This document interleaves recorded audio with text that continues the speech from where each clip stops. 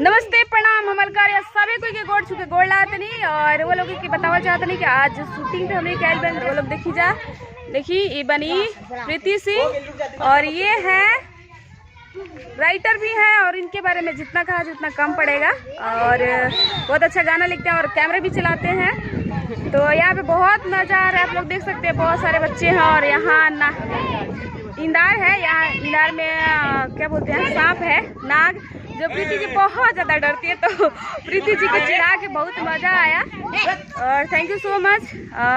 तो सोची कि थोड़ा आप लोगों से बातें भी करनी हूँ, अच्छा लगा बहुत मज़ा आया। और देखिए गांव की ये हरियाली काफ़ी इंजॉय कर रहे हैं हम लोग। गांव का एक माहौल ही अलग होता है, वहाँ का माटी का खुशबू और जो हवाएं चलती है, लगता है कि हवाएं से हम लोग बातें कर रहे हैं। तो बहुत अच्छा लगा हम लोगों को।